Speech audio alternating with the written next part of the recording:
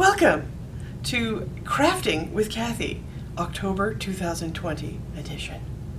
So, for September, we learned how to finger knit and make a ear warmer or scarf. And for the month of October, we are going to learn to make one of these. It's like this little clay marble little dish. You can put your rings in it, or your earrings, or your mementos, or I don't know. Put stuff in it. It's super cute. So we're going to learn how to make this today. And let's see. So beginning Monday, October 12th, you can stop by the youth services desk at the library and pick up one of our kits in this lovely little paper bag. And you will get what you need to make this. And an oven is required, just so you know. I don't know why, but you know. Check with your parents if you're not allowed to use the oven. Oh, so tired today. Are you tired? Because I am tired. So if I fall asleep at any point in this video, please call the library immediately. Okay, now let's get down to the business. So, what is in your bag? I'm going to have my camera person swing it down so that we can see our lovely bag. So here's your bag. It's amazing. And there's stuff in it. Just gonna toss it out. Yeah, is that it? Yeah, I think that's it. So you're gonna have a couple of things. You will have to provide a few things yourself, but those are things that you can find at home. You're gonna get a piece of wax paper, nice big piece of wax paper. You're gonna use this as your surface, so that you have something to roll out your clay. So we're just gonna open it up, give you a nice big piece. If you have more wax paper at home and you need some more, feel free to use, but now you have a surface. And then you have some black and some white polymer clay. This is oven baked clay. And it's not like air dry clay. It's very pliable and it doesn't really dry out. But I put them in these little baggies for you just so they were safe. So we have some black and we have some white. And then you'll get a second package that has two pieces of two different colors.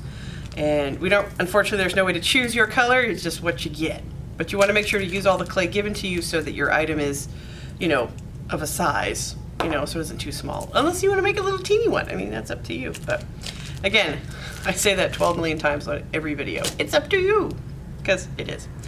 And yes, so this one is like a purple and a turquoise. And then you're going to get a little teeny paintbrush, a detailed paintbrush, There you go. And then if you notice, our example has a little gold paint.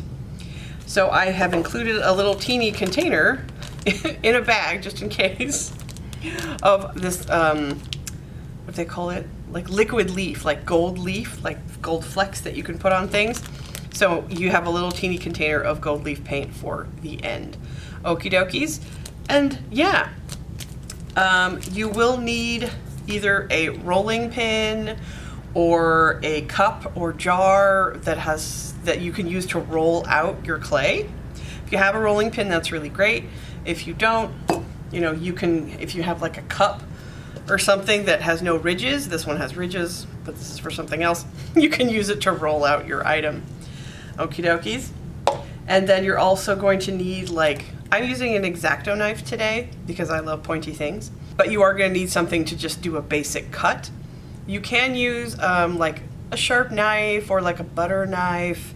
If you have something that has a nice point to it, like an X-Acto knife or something, or a craft knife of some kind, that's the easiest thing to use because it gets you a nicer cut.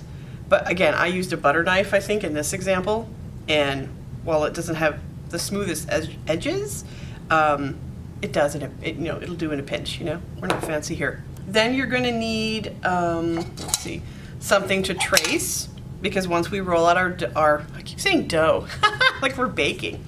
But once you roll out your clay, you're going to need a round item to cut out your circular shape to make your dish, okay? Like I have this one, it's a little smaller. I have this one, it's a smidge bigger.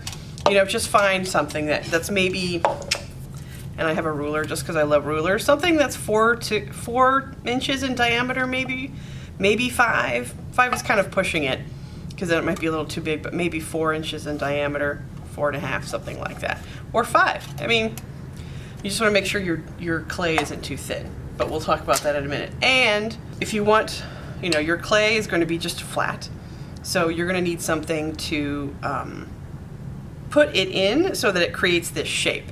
So for this one, I wanted something that was a little bit more like fluted, I guess.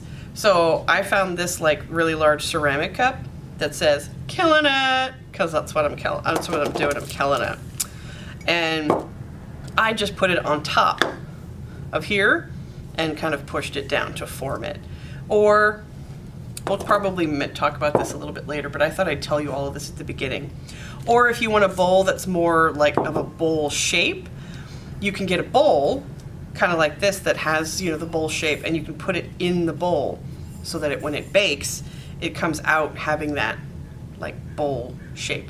Or you can put it on the top and like sit it here. You just have to make sure that, you know, you notice you might get some like ridges or impressions. So, you know, find what works for you. So, okay, now we're gonna do the business. Oi! Okay, so there, that goes over there. Paintbrush goes over there with the paint. So what you're gonna need to do is take out all of your clay, and you should have 2, 4, 6, 8, a total of 8 pieces of clay. And I just wrapped them in this little, they're not gonna dry out, but it's just nice to wrap them in something rather than just, you know, giving you random pieces of clay. So you've got like these little pieces of clay. This one is purple and sort of this turquoise color. So you got two turquoise, 2 purple, and then everyone will get some black and some white. So you should have 2 black and 2 white. And this is like nice, soft, squishy clay. So what you're gonna do is you are gonna take each piece and you're gonna roll it out with your hands on your surface here to make little snakes, as you used to do with your Play-Doh. And we will then put all the snakes together. It's so exciting. And you want your snakes to be about a little bigger than the size of your circumference of your bowl. So you want snakes about 6 to 7 inches long. If they're a little longer than that, that's fine, but 7 inches.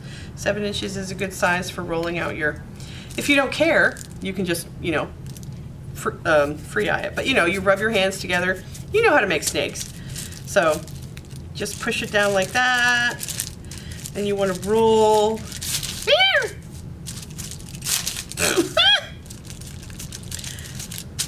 Roll it out. It doesn't have to be super skinny, but you just want to roll it out so that you get like enough coverage. I love to measure things. I don't know why. I'm a little exacting in my craft making, unfortunately. You know, or if you like, you're like, ooh, that looks like a good length. You know, or you're like, it's an 1/8. Yeah, that looks great. Excellent. So we like that length. That's a nice length. And then we're going to do the white one. And then you're going to do this for all of your pieces. That looks good. And then I try to, as I'm doing this, I try to alternate the colors because we're sort of going to squash them together. But, woo! I'm getting a little crazy. But it's kind of nice to alternate them so that when you squash them together, that's what creates that marbling effect, is when you squash it. I did my nails last week, as you can see, but they're starting to get like really icky. So, well, not icky, but you know, they're starting to flake and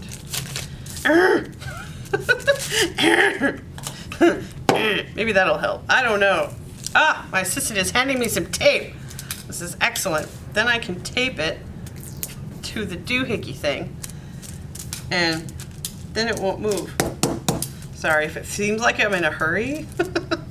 Then we'll do our purple, and then our black, and then we'll do turquoise. I'm just trying to get this video recorded today before we do one of our other live streams for the little kids. So if it feels like I'm hurrying, I apologize. I think that one is good. Okay, so there we go. I kind of moved them together, or move them, and then you just kind of squish them together so you can see all of them. Yeah? So basically you kind of squish them together like that and just grab them, right? and you just squash them together, and then you want to twist them together like this. So this is kind of what helps you with the marbling effect. You just twist and twist and twist. You don't have to twist really hard, because if you twist too hard, you're gonna like tear the clay away, like Play-Doh. So, but you just want to twist enough so it sort of seems like it's mixing the colors, and we've twisted it, right? Now you cut it in, you fold it in half, and then you want to do the same thing. You kind of want to twist it. But again, don't do too much or else it's going to tear the clay. And then you'll have to start again, and then nobody wants that. Then you can sort of squash it like this, because you want to do the twisting thing a couple of times, 2 to 3 times. So you can kind of squash it like this. Look at this thing. Anyway, we can go like that. We can put it back together, and then we can twist it some more. And this again is what creates that marbling effect, is all this like twisting and mixing of the colors. We squash it again. Sorry. It's just so fun because it's snake shaped. Okay, and then we're gonna twist it together one more time. See all the colors mixing. Sorry, I'm just getting excited about clay. See, I was tearing it too quickly and it sort of tears away. It's pliable and it's gonna go together, so you don't really have to worry, but okay, now that we've done it a couple of times, now we just kind of squash it into a ball. Nice bowl, right? And then this is where your rolling pin and or cup comes in. So we're on our surface, and the wax paper is really nice because then it doesn't stick. I tried a couple other things, but the wax paper always works the best. So we're gonna squash it down a little bit with our hand in order to use our handy dandy rolling pin. Thank you, Teresa, for letting me borrow your rolling pin, because I didn't have one at home. I used to have one, but I think I left it outside for some reason. I don't know, and then I had to throw it away. So you want to roll this out in a circular pattern if you can. Well, it usually does it all by itself. But you want keep thinking dough, and I have to say clay, but you want your clay to be about a 1/4 inch thick.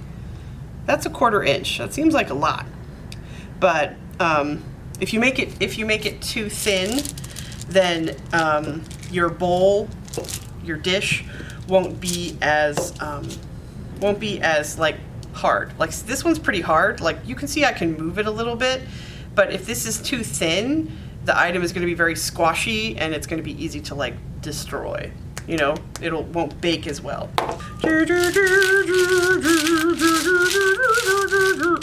Now I've got that song stuck in my head. Now it's starting to stick to my rolling pin. So apparently I need to roll it a little slower. And if you'll notice, the rolling pin is actually also creating its own sort of version of merging the colors together. And then if you're gonna use, excuse me, this one I used last time and I liked the shape size. If you know what you're gonna use, then you can sort of roll it out and be like, oh, well, okay, that's gonna fit. So you could stop rolling it out if you like. If you wanna try to make it a little bigger and roll it thinner, you can, it's completely possible. And if you wanna make it a little bigger, just letting you know that sometimes if it's a little thinner, it's just not as, I mean, it'll be stable, you can use it, but it might not be as awesome. I think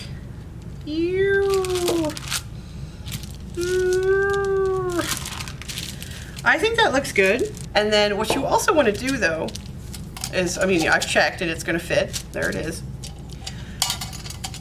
Also, the fun part is what you're going to see on this side is going to be different from what you see on the other side. Because in my example, one side looked like this and the other one looked like this. And I think that's because, you know, one side looks different because of the rolling. So see, look at that. This side looks like this, and this side looks like that. So decide which side you like best, and then that can be the side that you use for the inside, so that you just see the outside. So, I mean, I really like this, but that's pretty cool, right? So I think I want this to be the inside of my bowl. So So I'm gonna use this, and that means this will be the outside. It's super cool. So take your thing and put it in the center. And take your sharp implement of doom, as I call my X-Acto knife. Also his name, sometimes I call him Henry, but you know, that's when he's feeling sassy. So then you just use this and cut out your circle. I mean, so if you do have a craft knife, or your parents don't mind you using a craft knife, it is usually the best, tool. Or if your mom sews, or maybe if she quilts, she might have something that will work. But again, a butter knife works just as well. You might not get those like crisp cut edges.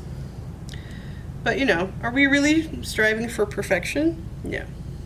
Crafting is not about perfection. It's about doing what you want with the tools that you have. Okay, I think I made it all the way around. Oh, yeah. Oh, I pushed down so hard it cut through the wax paper, which is perfectly fine.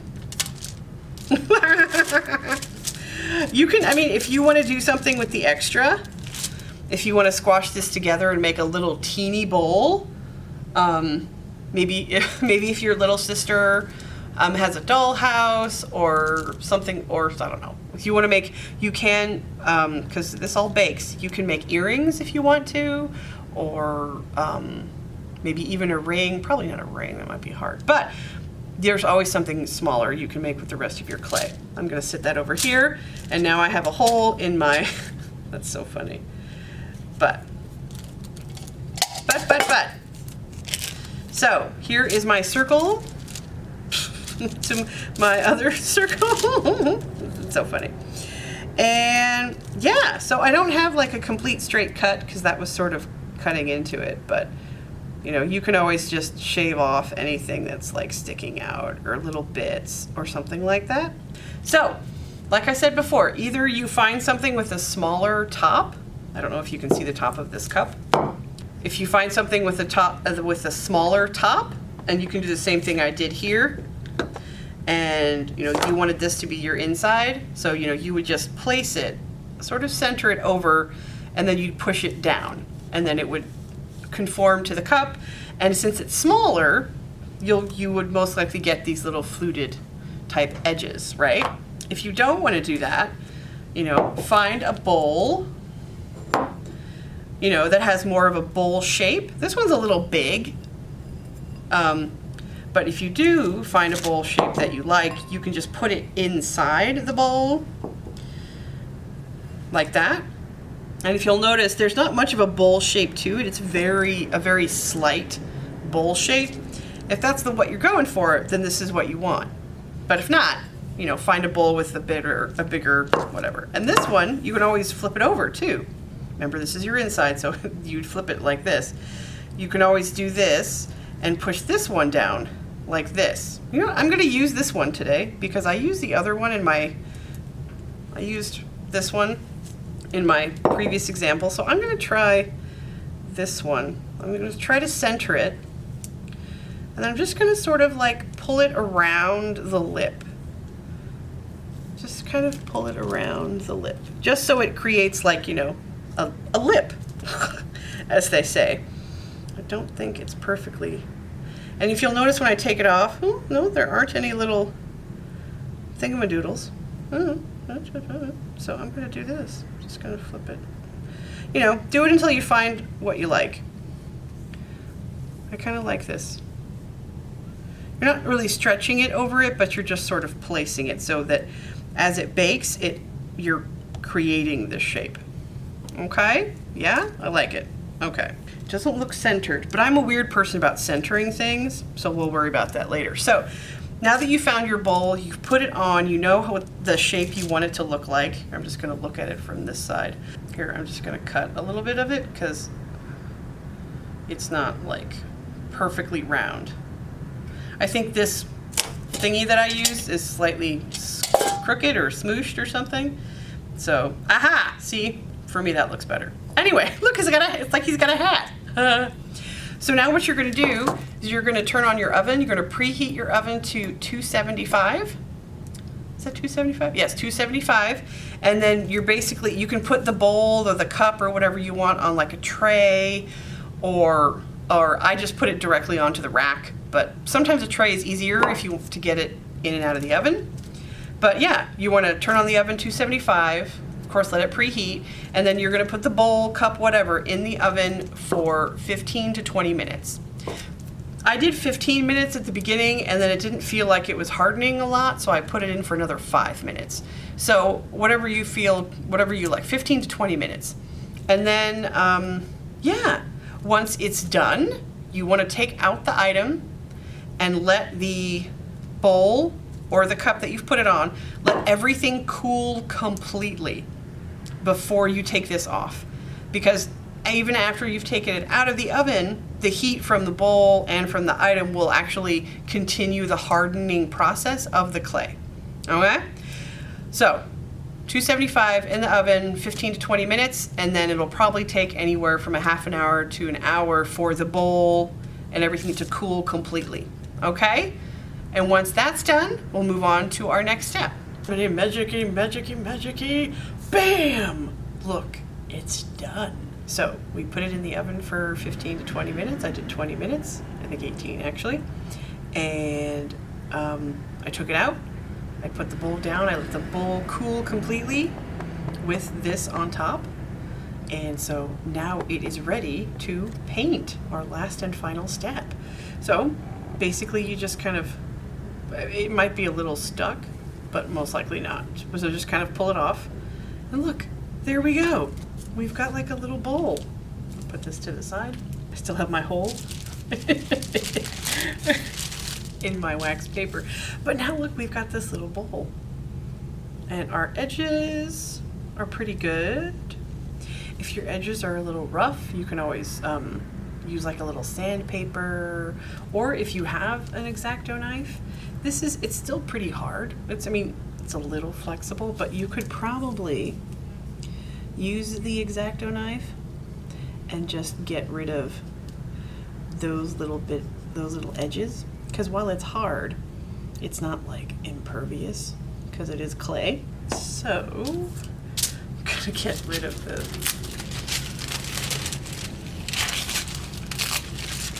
wax paper, and we're just gonna go with the, oh look, I almost cut a hole out of the table. Anyway, so now we have our little bowl, and our final step is to paint the edging of the bowl gold, just like here in our example, to make it look super fancy. So you have been given a small paintbrush, detail brush, and you've been given this little thingy with paint in it. So this paint is very smelly, very kind of smells like turpentine, but has a very strong smell. You can even smell it through the bag. Anyway, so I would recommend when using the paint, either do it outside if you can, or if you are inside, use your mask that you've been wearing whenever you go out to put on when you put on the paint, and then it won't bother you so much. I am currently inside right now, so I'm gonna put my mask on so I don't have to worry about smelly paint.